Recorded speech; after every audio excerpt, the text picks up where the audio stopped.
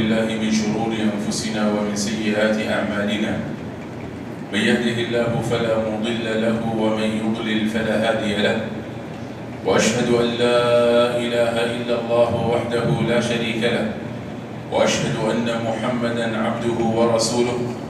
اللهم صل وسلم عليه وعلى آله وصحبه ومن سلك سبيله واقتفى أثره وسلم رب تسليما كثيرا مزيدا. يا أيها الذين آمنوا اتقوا الله حق تقاته ولا تموتن إلا وأنتم مسلمون. يا أيها الناس اتقوا ربكم الذي خلقكم من نفس واحدة وخلق منها زوجها وبث منهما رجالا كثيرا ونساء، واتقوا الله الذي تساءلون به والأرحام إن الله كان عليكم رقيبا. يا أيها الذين آمنوا اتقوا الله وقولوا قولا سديدا يصلح لكم أعمالكم ويغفر لكم ذنوبكم، ومن يطع الله ورسوله فقد فاز فوزا عظيما. ألا وإن أصدق الحديث كتاب الله، وخير الهدي هدي نبينا محمد صلى الله عليه وسلم، وشر الأمور محدثاتها، وكل محدثة في دين الله بدعة، وكل بدعة ضلالة. وعليكم بجماعة المسلمين فإن يد الله على الجماعة، ومن شد في النار، وإنما توعدون لآت وما أنتم بمعجزين. أيها المسلمون عباد الله، جاء عن أبي هريرة رضي الله عنه وأرضاه أن ناسا من أصحاب النبي صلى الله عليه وسلم من فقراء المهاجرين جاءوا إلى النبي صلى الله عليه وسلم فقالوا: يا رسول الله، ذهب أهل الدثور بالأجور، ذهب أهل الدثور بالأجور، وأهل الدثور هم أصحاب الأموال. قال صلى الله عليه وسلم: وما ذاك؟ قالوا: يا رسول الله، يصلون كما نصلي ويصومون كما نصوم، ولهم فضل أموال، يتصدقون ويعتقون، وفي بعض الروايات ويحجون. قال صلى الله عليه وسلم: ألا أدلكم على أمر إذا فعلتموه أدركتم من سبقكم وسبقتم من بعدكم؟ قالوا: بلى يا رسول الله. قال: تسبحون دبر كل صلاة 33، وتحمدون 33، وتكبرون 33. فذهبوا وفعلوا وصية رسول الله صلى الله عليه وسلم، فتسامع أهل الدثور فسالوا فعلموا ففعلوا كفعلهم، فجاءوا أخرى: يا رسول الله، سمع إخواننا أهل الدثور ما قلت لنا فذهبوا يفعلون كفعلنا، أو ذهبوا يفعلون مثله. قال صلى الله عليه وسلم: ذلك فضل الله يؤتيه من يشاء. أيها المسلمون عباد الله، من الأذكار المقررة عندنا والتي لربما أننا نفعلها أحيانا ونتساهل أو ننساها أحيانا، هذه الأذكار التي تكون دبر الصلاة. وانظروا للفضل الذي ذكره النبي صلى الله عليه وسلم، والذي لربما يخفى على كثير من الناس، ولو لم يخفى عليهم لما فرطوا فيه. ألا أدلكم على أمر إذا فعلتموه أدركتم من سبقكم وسبقتم من بعدكم. تسبحون دبر كل صلاة 33، وتحمدون 33، وتكبرون 4، وتكبرون 33. فضل عظيم وأجر كبير، وذاك فضل الله يؤتيه من يشاء. ورد في لفظ آخر عنه صلى الله عليه وسلم أنه قال: تسبحون دبر كل صلاة 33، أو قال صلى الله عليه وسلم معقبات قال صلى الله عليه وسلم معقبات لا يخيب قائلهن أبدا، تسبحون دبر كل صلاة 33 وتحمدون 33 وتكبرون 33 فتلك 99 وتقولون تمام 100 لا إله إلا الله وحده لا شريك له، له الملك وله الحمد وهو على كل شيء قدير. من قالهن حطت خطاياه ولو كانت مثل زبد البحر. فهذا فضل لهن آخر يخبر به النبي صلى الله عليه وعلى آله وصحبه وسلم. ولهذا الذكر دبر الصلاة صيغ ورد في أحاديث مختلفات، وعلى سبيل الإجمال هن 4 صفات: أن يسبح المرء دبر كل صلاة، يسبح 33 ويحمد 33 ويكبر 33. هذه الأولى. الثانية أن يسبح 33 ويحمد 33 ويكبر 34. الثالثة أن يسبح 10 ويحمد 10 ويكبر 10. الرابعة أن يسبح 33 أن يسبح 25 ويحمد 25 ويهلل لا إله إلا الله ويهلل 25 ويكبر 25 فتلك 100. الأولى سبحان الله 33 والحمد لله 33 والله أكبر 33 ويقول تمامها لا إله إلا الله وحده لا شريك له، له الملك وله الحمد وهو على كل شيء قدير. أو سبحان الله 33 والحمد لله 33 والله أكبر 34. أو سبحان الله 10 مرات، الحمد لله 10 مرات، الله أكبر 10 مرات. أو سبحان الله 25 الحمد لله 25 لا إله إلا الله 25 الله أكبر 25. أي صفة من هذه الصفات أتى بها فقد أتى سنة النبي صلى الله عليه وسلم وحصل له الفضل، وهي متفاضلات يا عباد الله. وحري بالمسلم أن يفعل هذا مرة وهذا مرة، يحيي بذلك السنة ويستشعر بذلك الذكر ويحضر بذلك قلبه أثناء ذكره.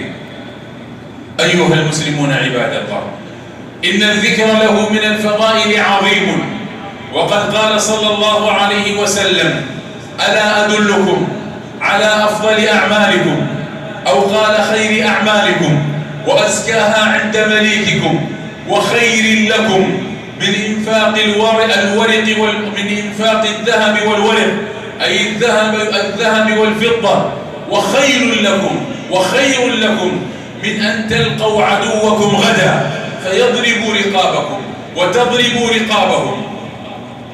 قالوا: بلى يا رسول الله. قال: ذكر الله.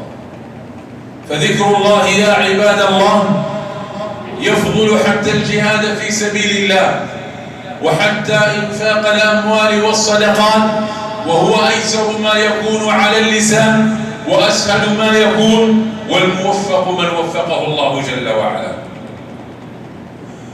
فاطمة الزهراء بضعة النبي صلى الله عليه وسلم ورضي الله عنها، كانت تعمل في بيتها وتخدم زوجها، وكانت رضي الله عنها وأرضاها تطحن بالرحى حتى أثر في يدها، فجاءت لتشكو إلى النبي صلى الله عليه وسلم ذلك، وهي من؟ هي رضي الله عنها وأرضاها بنت نبي الله صلى الله عليه وسلم، وسيدة من سيدات نساء أهل الجنة، وأول أهل النبي صلى الله عليه وسلم به لحوقا. قال صلى الله عليه وسلم: فاطمة بضعة مني يريبني ما رابها. وهي زوج علي رضي الله عنه وأرضاه، وهو من هو في الفضل، وأم الحسن والحسين سيد شباب أهل الجنة. جاءت تشكو من الطحن بالرحى، تريد من النبي صلى الله عليه وسلم أن يخدمها خادما، ذلك لما سمعت أن سبيا جيء به إلى النبي صلى الله عليه وسلم. فلما جاءت ما ألفته في البيت، فحدثت بحاجتها عائشة رضي الله عنها وأرضاها، ثم مضت لبيتها.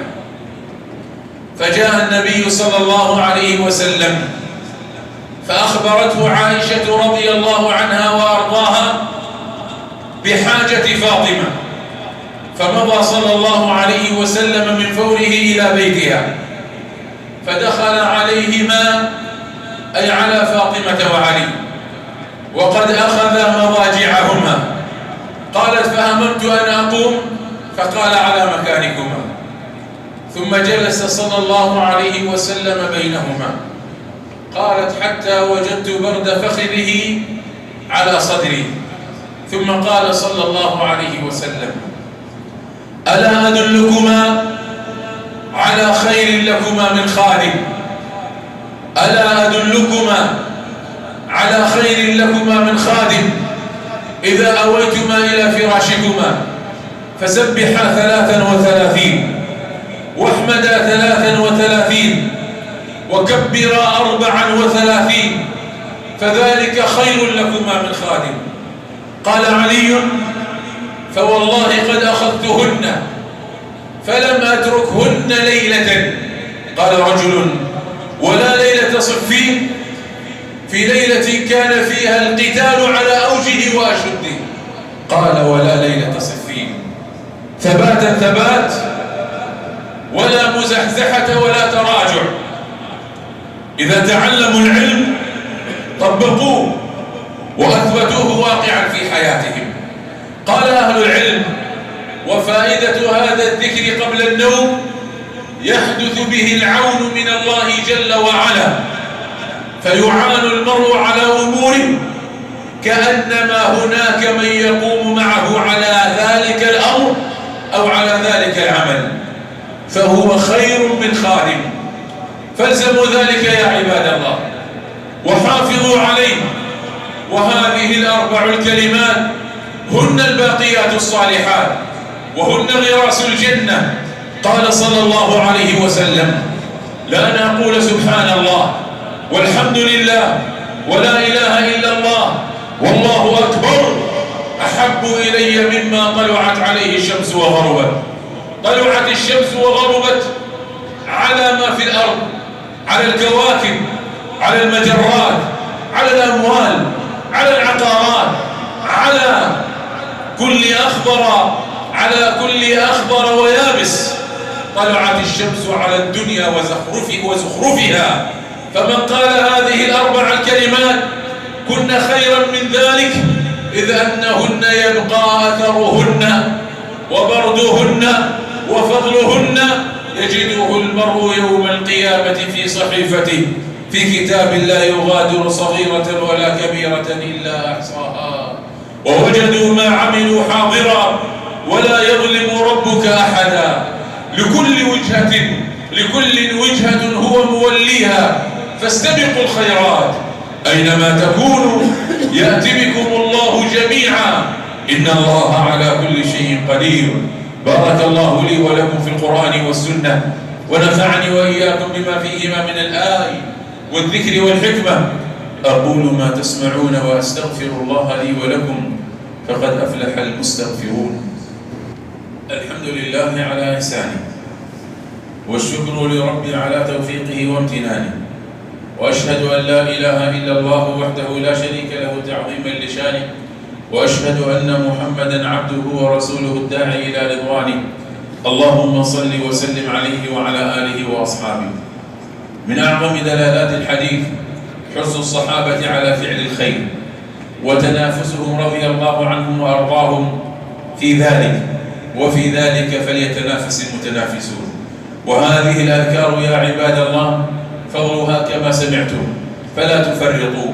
وإن كان المرء على عجل وانصرف من صلاته عجلا فليأتي بها في طريقه ولا يتركها، وإن لم يستطع فلا أقل من أن يأتي بها عشرا، فهي لا تكلف شيء. ومن أيسر العبادات ذكر الله، حيث أن المرء يستطيع أن يذكر الله قائما وقاعدا وعلى جنبه وقائدا لدابته، طاهرا متوضئا أو غير متوضئ أو حتى جنبا، فإن له أن يذكر الله، إلا أن الجنب لا يقرأ القرآن. فاذكروني أذكركم واشكروا لي ولا تكفرون، اجعلوا ذلك نصب أعينكم. من ذكرني في نفسه ذكرته في نفسي، ومن ذكرني في ملأ ذكرته في ملأ خير منهم. صلوا وسلموا على من أمركم الله بالصلاة والسلام عليه، فقال ولم يزل قائلا عليما: إن الله وملائكته يصلون على النبي يا أيها الذين آمنوا صلوا عليه وسلموا تسليما. اللهم صل على محمد وآل محمد كما صليت على إبراهيم وآل إبراهيم إنك حميد مجيد، وبارك على محمد وآل محمد كما باركت على إبراهيم وآل إبراهيم إنك حميد مجيد. اللهم أعز الإسلام والمسلمين، اللهم أذل الشرك والمشركين، اللهم عليك بأعداء الملة والدين، اللهم احصهم عددا واقتلهم بددا ولا تغادر منهم أحدا. اللهم أرنا فيهم عجيب قدرتك وبديع صنعتك وشديد بأسائك. اللهم لا ترفع لهم راية واجعلهم لمن خلفهم عبرة وآية. اللهم أنجِ المستضعفين من المسلمين في مشارق الأرض ومغاربها. اللهم وحد صفهم، اللهم اجمع كلمتهم، اللهم قو ضعفهم، اللهم أطعمهم من جوع وآمنهم من خوف. اللهم ول على المسلمين خيارهم واكفهم يا رب العالمين شرارهم، واجعل ولايتهم في من خافك واتقاك واتبع رضاك يا رب العالمين. اللهم اجعل ولاة أمور المسلمين رحمة على رعاياهم. اللهم بارك للمسلمين في الزرع والضرع، وافتح لهم من بركات السماء والأرض، واجعل بلدانهم بلدان أمن وإيمان وسلامة وإسلام يا رب العالمين. اللهم اغفر لنا إنك كنت غفارا، اللهم اغفر لنا إنك كنت غفارا، اللهم اغفر لنا إنك كنت غفارا. اللهم تجاوز عن سيئاتنا وامحو يا رب العالمين خطايانا، وأصلح يا الله أحوالنا. ربنا ظلمنا أنفسنا وإن لم تغفر لنا وترحمنا لنكونن من الخاسرين. ربنا ظلمنا أنفسنا وإن لم تغفر لنا وترحمنا لنكونن من الخاسرين. ربنا ظلمنا أنفسنا وإن لم تغفر لنا وترحمنا لنكونن من الخاسرين. اللهم إنا نسألك رضاك والجنة ونعوذ بك من سخطك والنار. اللهم نفس كربنا وفرج همنا واقض ديوننا وأصلح ذات بيننا. حبب إلينا الإيمان، زينه في قلوبنا، كره إلينا الكفر والفسوق والعصيان، واجعلنا من الراشدين. اللهم أصلح لنا ديننا الذي هو عصمة أمرنا، وأصلح لنا دنيانا التي فيها معاشنا، وأصلح لنا آخرتنا التي إليها معادنا، واجعل الحياة زيادة لنا من كل خير والموت راحة لنا من كل شر يا رب العالمين. لا إله إلا أنت سبحانك إنا كنا من الظالمين. جنبنا الفتن وثبتنا على الحق حتى نلقاك، واختم لنا بخاتمة الحسنى يا رب العالمين، واجعلنا من أهل جناتك جنات النعيم، وارزقنا الفردوس الأعلى من جنتك يا رب العالمين، وارزقنا لذة النظر إلى وجهك يا رب العالمين. ربنا اغفر لنا ولآبائنا وأمهاتنا واجزهم عنا خير ما جازيت والدا عن ولده، وارحمهم كما ربونا صغارا، واغفر لمشايخنا وعلمائنا ومن له فضل علينا أو أحسن إلينا، وللمؤمنين والمؤمنات عباد الله اذكروا الله يذكركم واشكروه على عظيم الآلاء والنعم يزدكم ولذكر الله أكبر والله يعلم ما تصنعون. الله أكبر الله أكبر، أشهد أن لا إله إلا الله، أشهد أن محمدا رسول الله. حي على الصلاة حي على الفلاح، قد قامت الصلاة قد قامت الصلاة. الله أكبر الله أكبر، لا إله إلا الله.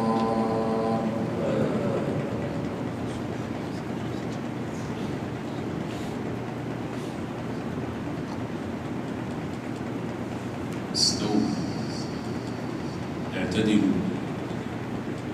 الله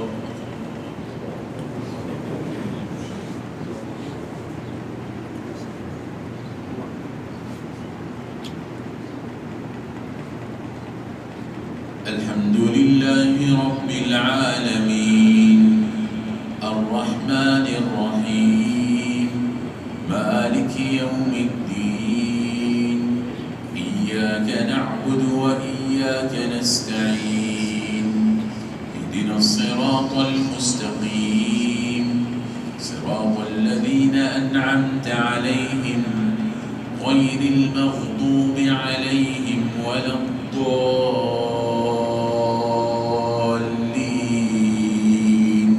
آمين. سبح اسم ربك الأعلى الذي خلق فسوى والذي قدر فهدى والذي أخرج المرعى فجعله غثاء أحوى سنقرئك فلا تنسى إلا ما شاء الله إنه يعلم الجهر وما يخفى ونيسرك لليسرى فذكر إن نفعت الذكرى سيذكر من يخشى ويتجنبها الأشقى الذي يصلى النار الكبرى ثم لا يموت فيها ولا يحيا قد أفلح من تزكى وذكر اسم ربه فصلى بل تؤثرون الحياة الدنيا والآخرة خير وأبقى إن هذا لفي الصحف الأولى صحف إبراهيم وموسى. الحمد لله رب العالمين الرحمن الرحيم مالك يوم الدين إياك نعبد وإياك نستعين اهدنا الصراط المستقيم صراط الذين أنعمت عليهم غير المغضوب عليهم ولا الضالين. آمين. هل أتاك حديث الغاشية وجوه يومئذ خاشعة عاملة ناصبة تصلى نارا حامية تسقى من عين آنية ليس لهم طعام إلا من ضريع لا يسمن ولا يغني من جوع وجوه يومئذ ناعمة لسعيها راضية في جنة عالية لا تسمع فيها لاغية فيها عين جارية فيها سرر مرفوعة وأكواب موضوعة ونمارق مصفوفة وزرابي مبثوثة أفلا ينظرون إلى الإبل كيف خلقت وإلى السماء كيف رفعت وإلى الجبال كيف نصبت وإلى الأرض كيف سطحت فذكر إنما لست عليهم بمسيطر إلا من